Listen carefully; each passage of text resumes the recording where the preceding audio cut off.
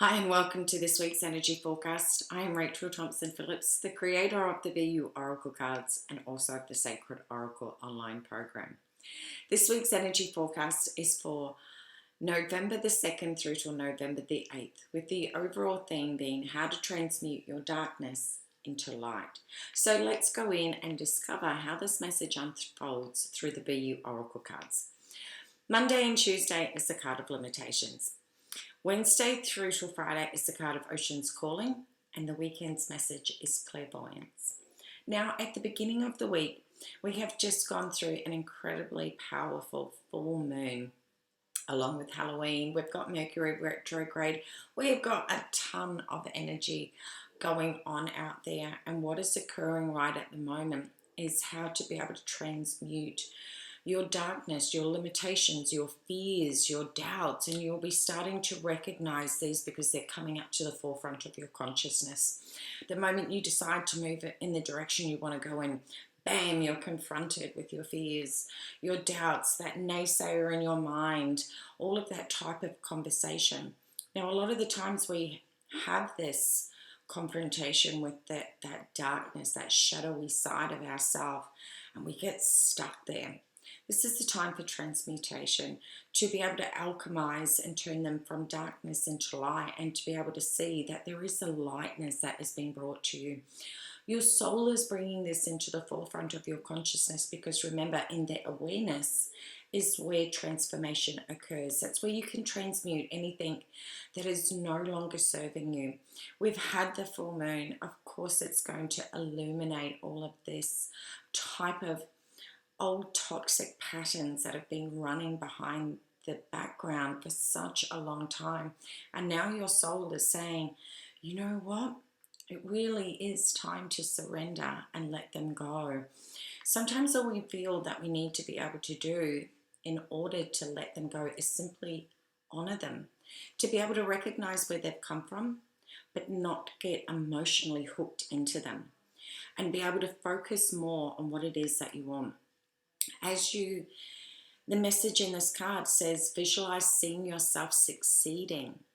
So the visualization element is that when we put these fears and doubts and toxic patterns and behaviors into the darkness, we're always a little bit afraid when they come to the surface because we've kept them hidden for so long. Yet, this is the moment to really embrace being able to go, you know what? They are what they are, but they no longer need to be able to run behind the scenes and energetically imprint on my now and future. And this is the gorgeous thing because it really does remind us of that power and potential that we have. Sometimes when our fears and doubts come to the surface, we feel disempowered.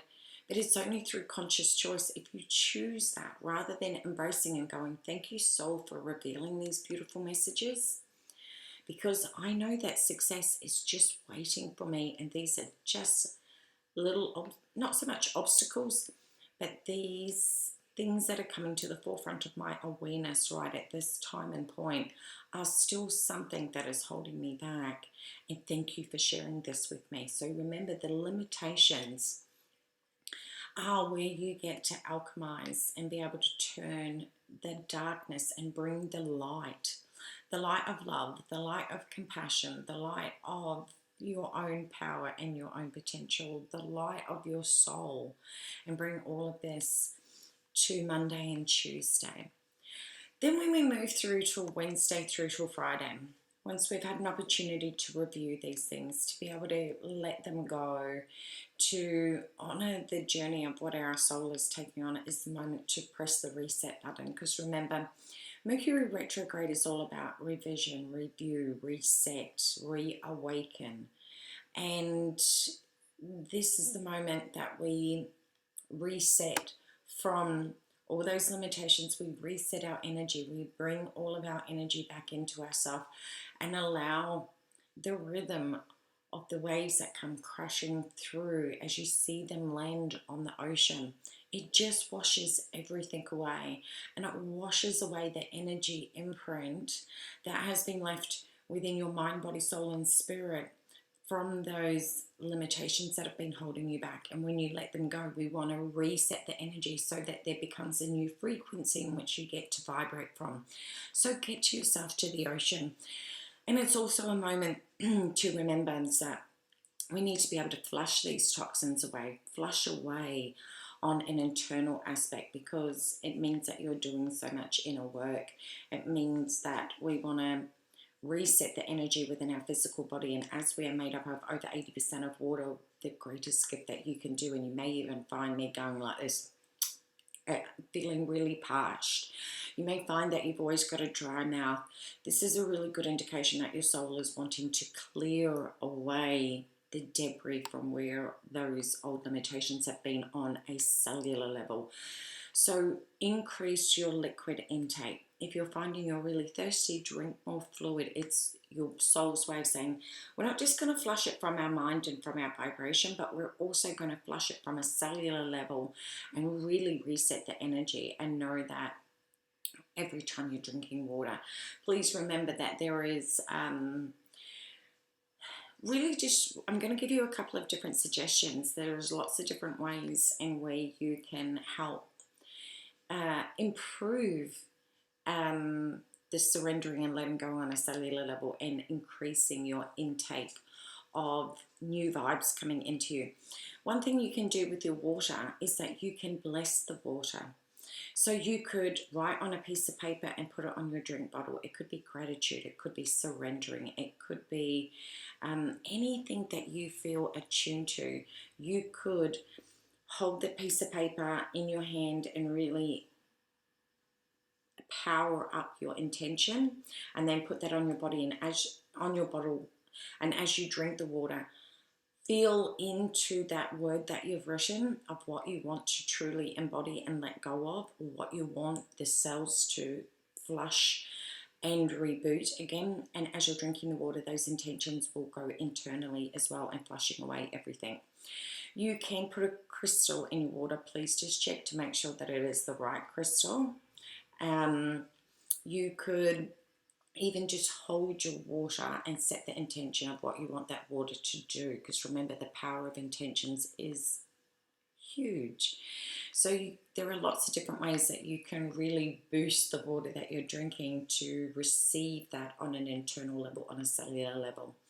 So there are all these gorgeous ways in where we can press the reset button and really help our body accelerate through the healing process as you are creating more available space through releasing those shadows and bringing light to them. The next, as we move through to the weekend's energy, is clairvoyance. It's really important, as you saw at the start of the week, was about visualization. Again, come the weekend, it's about visualizing what's that next level you. What does the next version of you look like? What's that next journey that you are going on? And start seeing the signs and synchronicities both externally in your world, coming back to mirror back the inner work that you're doing, but also spending that valuable time in meditation to, you know, whether it's meditation, because I know the reason I'm going to say this is because some people can have a resistance to meditation. I'm not a person that meditates in the traditional term. Remember, even daydreaming is a magical way that meditation begins. So even if you go and sit outside underneath the sun and allow your mind to daydream about that next version of you, whatever it is that you're wanting to manifest, those dreams, those goals, all of those aspects within yourself, allow yourself to go within your third eye to be able to create the world that you wish to see externally, but beginning from the inside. Remember, we are attraction magnets. We attract what it is we think, see, feel, hear, and know. And the mind, on a psychology level, cannot differentiate between what is real and what is not. So if you can visualize something, then the mind believes it to be true. So visualize yourself succeeding. See that in abundance. Seeing how you're being able to alchemize and transmute all of those shadows and turn them into light, where you get to radiate and be the most gorgeous version of yourself For me, this week feels very, very symbolic of the journey that we go on through. For me, the thing that came through the most about this week was about shape shifting. Now, shape shifting is just a different way of being able to say transformation. It always reminds me of shape shifting as you go through the journey of being a butterfly. To get to a butterfly, you have to go through the chrysalis, the cocoon, all of that time where you're doing all of that inner work and reflection and reviewing, having your truth bombs delivered to you. And this is where we get to shine, is in that transmutation of shape shifting into the next version of yourself while still working on your current version of self, but shape shifting and feeling into that next level you, the next place that you want to go to, the next part of the journey of achieving your dreams, goals, and visions can all be visualized in the now. So you're still working on the past, you're staying present, and you're bringing your future into this reality. So it's like the past and the future are all morphing together in the present now, and you're working on all of that. And that to me is true alchemizing, because you are turning the past and the future into your now, into gold. And you do that through the essence of being the most gorgeous divine soul that you are. And that way you're clearing the space of the old, you're setting the frequency of the future, and you're doing that all in the present moment. So this is where we are shape shifting so much, because we're shape shifting the past. We're shape-shifting the future through visualizing, shape-shifting the now, because you're visualizing the future in the present now that you are receiving. And the mind, on a psychology level, will see that all as part of the present. So the more that you can visualize everything that you're working on in the present now, and keep your eyes open to the magic. And for me, it's, when you see stardust, it's like that sprinkle of magic that glistens in the light. That to me is what occurs when we have these powerful moments of shape shifting, is seeing the glistening of everything, the magic of your life that you are weaving in the now, starting to show up in forms for you. You may also find that, as I'm even saying this, is a reminder for me to come through and let you know that over the weekend you may find that you get a little bit of pressure right here in your third eye. That's where your third eye is getting more of a, you may understand it as a download, but for me it's about that upgrading. It's receiving information to upload more information, to really expand and open up that third eye chakra even more. So you may find that your visualization has more color, more brightness, more clarity about it. Everything may seem more clearer over the weekend because your third eye is opening. Now, with your third eye opening, you can also find that you can receive headaches. And if that's the case, just take a moment to close your eyes, because it just means that your eyes have been receiving way too much information and just needs a little period to be able to integrate everything.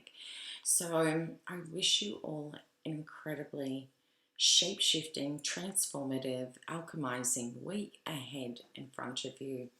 Remember, you are on this journey of self-discovery, and your journey is being designed with you in mind. So always feel into what resonates with you, and know that your soul is guiding you every single step of the way. So take care. Much love. Please feel free to share or comment below, as I love to be able to see how this connects with you, and take care of you. See you guys.